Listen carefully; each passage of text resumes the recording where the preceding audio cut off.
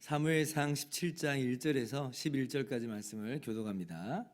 블레셋 사람들이 그들의 군대를 모으고 싸우고자 하여 유다에 속한 소고에 모여 소고와 아세가 사이에 에베스 담밈에 진침해 사울과 이스라엘 사람들이 모여서 엘라 골짜기에 진치고 블레셋 사람들을 대하여 전열을 벌였으니 블레셋 사람들은 이쪽 산에 섰고 이스라엘은 저쪽 산에 섰고 그 사이에는 골짜기가 있었더라.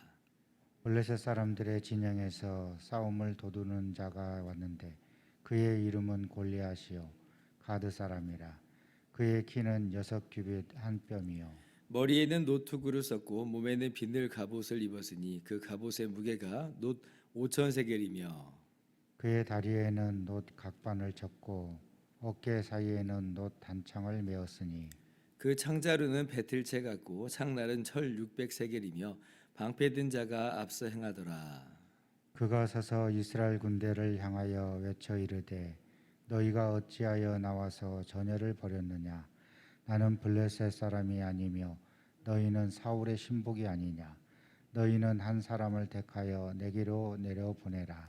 그가 나와 싸워서 나를 죽이면 우리가 너희의 종이 되겠고 만일 내가 이겨 그를 죽이면 너희가 우리의 종이 되어 우리를 섬길 것이니라. 그 블레셋 사람이 또 이르되 내가 오늘 이스라엘의 군대를 모욕하였으니 사람을 보내어 나와 더불어 싸우게 하라 한지라. 같이요. 사울과 온 이스라엘이 블레셋 사람의 이 말을 듣고 놀라 크게 두려워하니라. 아멘. 할렐루야. 하나님의 크신 은혜와 평강이 오늘도 변함없이 여러분 가운데 가득 넘치기를 주님의 이름으로 축원합니다. 이스라엘과 블레셋 가운데 다시 이제 전쟁이 벌어졌습니다. 블레셋과의 전쟁이 낯설지는 않죠. 사울의 치세 초기에 블레셋과의 전쟁이 한번 벌어진 적이 있었고 그때 이스라엘이 이겼죠. 요나단 기억하실 거예요. 여호와의 구원은 사람의 많고 적음에 달려있지 않다라고 하는 그 믿음, 우리가 그때 참 많은 도전을 받았습니다. 그래서 하나님께서 요나단의 손을 통해서 이스라엘을 구원해 내셨는데요. 그런데 이제 그렇게 블레셋이 이스라엘 지경 바깥으로 물러난 것처럼 보이지만 그렇다고 해서 완전히 블레셋의 세력이 꺾였다 이제 그런 건 아니고 이스라엘의 그 역사 속에서 계속 좀 공방전이라고 할까요? 어떤 전면전까지는 아니더라도 서로 좀 이 대치구도 가운데 있었던 것으로 보입니다. 이제 그러다가 블레셋이 이제 어느 정도 다시 힘을 축적을 했겠죠. 그 힘을 축적을 해가지고 그 빚을 갚으러 이제 어떻게 보면 이스라엘을 공격해 들어오는 거예요. 시간이 좀 많이 흘렀지만 그래도 이제 이스라엘을 다시 우리가 서서 우리의 속국과도 같이 식민지와도 같이 좀 두자라고 하는 그런 의도를 가지고 이스라엘을 공격해 들어왔습니다. 그러니까 이 블레셋과의 전쟁이요. 그 굉장히 이스라엘 역사 가운데 길고 그리고 좀 치열하게 전개된 걸 우리가 볼 수가 있어요. 그러니까 삼손, 사사시대 말기인 삼손과 또 사무엘 선지자의 시대 때도 블레셋과의 공방전이 있었고 블레셋의 압제를 당한 적이 있었잖아요.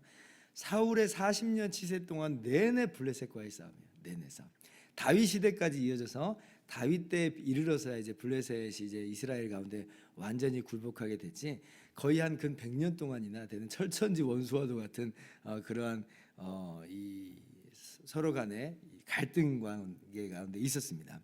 정말 만만치 않은 세력이에요. 정말 상대하기 버겁고 끈질긴 그런 상대였습니다. 이번 전쟁도 보세요. 참 만만치가 않아요. 왜 그러냐면 오늘 특별히 소개되고 있는 한 사람 때문에 그렇습니다. 그러니까 이 사람을 오늘 말씀이 굉장히 자세하게 묘사를 하고 있어요. 그러니까 이 사람이 바로 이스라엘의 두려움의 근원이었던 것이고, 그래서 블레셋을 싸우러 오는 침략해 오는 블레셋을 어찌할 줄을 알지 못하고 쩔쩔매고 있는 그런 상황인데, 이 사람이 누구냐면 골리앗입니다. 골리앗. 우리가 잘 알고 있는 골리앗, 바로 그 골리앗이에요. 오늘 말씀 보면 이 골리앗의 외모가 굉장히 상세하게 소개가 돼요. 4절 보세요. 자, 키가 6규빗 한 뼘이라 그래요. 한 규빗이라고 하면 여러분 성경에 나오는 한 규빗 그러면 어떤 단위를 생각하면 되냐면 이 팔꿈치에서 이 손까지 되는 요게 이제 한 규빗이에요. 45.6cm 정도 돼요. 대략 한 뭐 50cm 잡기도 하고 45cm다 이렇게 생각하시면 되는데, 그리고 한 뼘이 더 있어요. 키가 한 290cm 정도 있어 3m 정도 된다는 이야기입니다. 자, 그리고 이제 엄청난 이 키를 갖고 있는데 방어 장구도 보세요. 이 방어 장구를 보니까 노투구로 썼죠. 노투구. 5절 보니까 노투구. 그리고 5,000세겔이나 되는 비늘 갑옷을 입었다 그래요. 5,000세겔은 한 60kg 정도 되는 갑옷이에요. 엄청나게 뭐 무겁네 이렇게 생각할 수 있지만, 아니 3m 정도 되는 거인이라고 했잖아요. 3m 되는 거인이 입는 것이라면 힘도 굉장히 있었을 거니까 이 정도는 아마 감당할 수 있는 그런 수준이었을 것 같아요. 그리고 특별히 이제 비늘 갑옷이라고 하는 건 뭐냐면, 이게 이제 뭐 중세 때 예를 들면 그 기사들 보면 이렇게 철로 이렇게 철그럭철그럭하는 이제 그런 갑옷 있잖아요. 그 정도로 섬세한 건 아니지만 그래도 물고기 비늘처럼 이렇게 이 가슴팍을 이게 보호하는 이런 형태거든요. 사실 이게 한 판으로 이제 막으면 동작이 좀 부자연스러워요. 그런데 이 비늘처럼 이렇게 되면 동작이 좀 자연스럽습니다. 그러니까 고급 아이템이에요. 이러한 그 강력한 방어 장구를 가지고 있는 그러한 거인이다. 그리고 이 다리 쪽에도 놋 견갑을 찼다 그러죠. 예전에 이제 있던 교회에 그 같이 사역했던 교육자 중에 키가 194cm가 되는 교육자가 있었어요. 후배 목사님이었는데 194cm가 뭐 커봤자 얼마나 크겠어, 뭐 이런 생각을 우리가 좀 할 수 있잖아요. 그런데 제가 이렇게 딱 옆에 이렇게 서 보면요, 그 위압감이 어마어마합니다.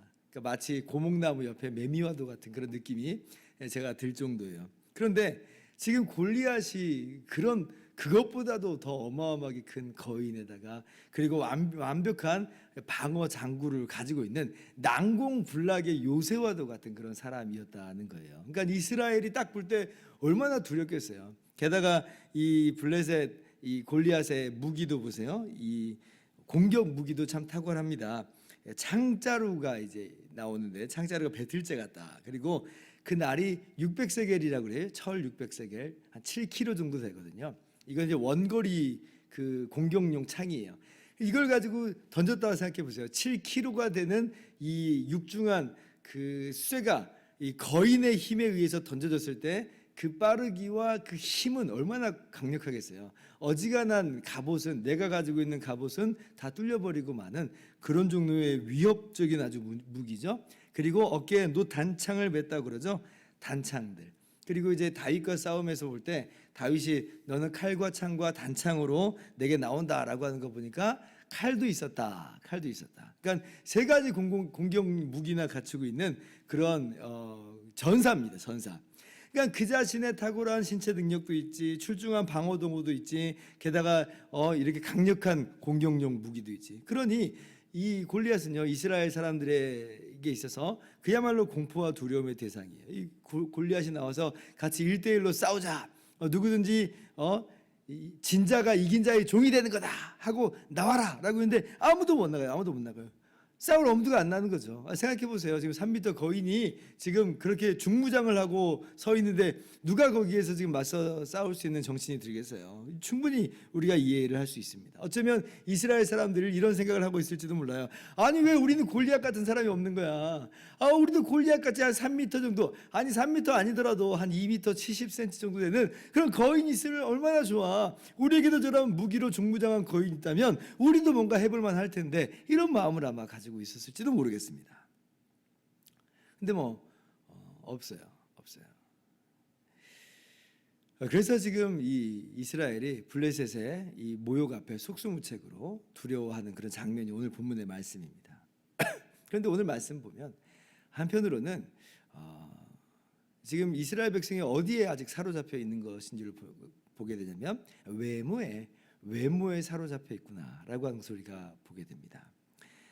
마치 그 16장에 사무엘이 이새의 맏아들인 맏아들인 엘리압의 용모와 키를 보면서 그 외모를 보고 판단을 했던 것처럼 이스라엘 백성들이 바로 그 외모를 보고 있는 거죠. 근데 하나님께서 뭐라고 말씀하세요? 그 용모와 키를 보지 말라 그러잖아요. 하나님께서는 외모를 보시지 않고 중심을 보신다 하세요. 근데 지금 이스라엘 백성이 꼭 뭘 하고 있는 거냐면 그 용모와 키를 보고 있는 거예요. 그 외모를 보고 있는 거예요. 그리고 우리에겐 그런 외모가 없다고 아쉬워하고 탄식하고 있는 것입니다. 마치 이 싸움이 외모에서 결판 나는 것처럼 그렇게 생각을 하고 있다는 거예요. 맞아요. 외모가 정말 크게 중요한 요소처럼 보입니다. 그러나 우리가 이 전쟁이 어떻게 진행되는지 알죠? 외모는 볼품없어 보이는 소년 다윗이 마주 싸우러 나갑니다. 전쟁에 나갈 만큼의 나이가 안 됐기 때문에 지금 전장에 불려 나온 것은 아닌 것 같아요. 형들의 안부를 물으러 나온 거니까. 그러니까 그 정도로 아직 장성한 나이는 아니라라고 하는 거예요. 군복을 입어보는데 입어본 적이 없어요. 군복을 위해서 벗어야만 합니다. 칼이요? 칼도 지금 사용해 본 적이 없어요. 그래서 평상복 입고 그리고 물맷돌 가지고 나가요. 물맷도 물론 공격용 무기로 의미가 있지만 그러나 뭐 칼에 비하지 못하는 그런 무기 아니겠습니까? 그래서 오늘의 싸움이면 외모로만 따진다면 전혀 상대가 안 될 그런 상황인데 우리가 알잖아요. 다윗이 이겨요. 이 말은 무슨 말이냐면 이거 외모의 싸움이 아니라고 하는 거예요. 외모의 싸움이 아니에요. 뭐의 싸움이냐면 중심의 싸움이에요. 중심의 싸움. 그러니까 외모가 얼마나 대단한지에 따라서 싸움이 결판나는 게 아니라 그 중심에 누가 계신가, 그 중심이 누구를 향하여 있는가, 여기에 이 싸움이 결정됩니다.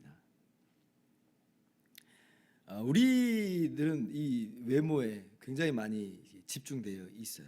자꾸 그것만 봐요. 그러나 우리에게 영적인 시선이 필요하죠. 엘리사 선지자 시대 때 마치 아람 군대가 엘리사가 사는 동네를 다 에워쌌습니다. 도저히 거기를 벗어날 수가 없을 것 같아요. 엘리사의 사환이 딱 보고 두려워합니다. 이거 어떻게 하면 좋겠습니까? 그런데 엘리야는 보잖아요. 뭘 봐요? 오히려 자신들을 둘러싸는 그 군대가 아니라 그 군대를 에워싸는 하늘의 불말과 병거를 봐요. 하늘의 천군 천사를 보는 거예요. 그러니 엘리사는 두려워하지 않아요. 우리에게도 그런 시선이 필요하다는 것이죠. 눈앞에 있는 것, 외모에 우리가 집중하는 것이 아니라 우리와 함께 하시는 주님을 보는 거죠. 우리 가운데 만왕의 왕이시고 만주의 주가 되시는 온 우주 만물을 창조하시고 다스리시는 능력이 하나님, 영광의 하나님이 우리와 함께 하세요. 우리는 바로 주님과 하나가 된 사람이에요. 그러한 중심이 우리 가운데 있기 때문에 우리는 흔들리지 않습니다. 이 싸움에서 우리는 이기게 되어 있는 것이 바로 이 싸움은 외모의 싸움이 아니기 때문에 그렇습니다. 오늘 이스라엘 백성들은 외모만 봤어요. 외모만 보고 두려워합니다. 주저주저합니다. 우리도 때때로 그런 마음이 문득문득 들 때가 있지만 오늘 말씀 속에서 다시 한번 확인하면서 이건 외모의 싸움이 아니야. 하나님은 외모를 보시지 않는다. 중심을 보시는 하나님이다. 이 말씀이 이렇게도 적용이 되는구나 라고 생각하면서 외모로서가 아니라 중심의 싸움으로서 여러분의 선한 싸움을 잘 감당하는 저와 여러분 다 되기를 주님의 이름으로 축원합니다. 기도하겠습니다.